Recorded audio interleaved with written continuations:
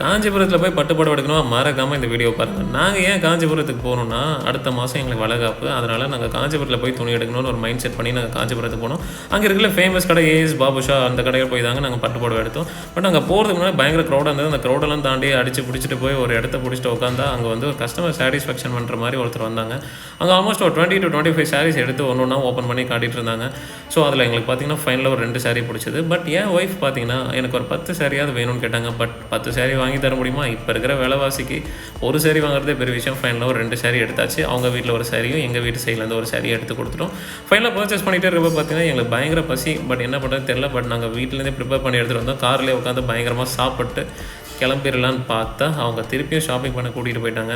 So வேறு வழி இல்லாமல் திருப்பியும் ஷாப்பிங்லாம் பண்ணிவிட்டு நாங்கள் எப்படா கிளம்புன்னு காத்திருந்தா ஃபைனலாக 9 மணி ஆகிடுச்சு. அப்புறம் அவங்களெல்லாம் அடித்து பிடிச்சிட்டு கஷ்டப்பட்டு திருப்பி காரில் உட்கார வச்சுட்டு சென்னைக்கு திருப்பி கிளம்பி வந்தாச்சு. இந்த வீடியோ பிடிச்சா மறக்காமல் ஃபாலோ பண்ணிவிடுங்க.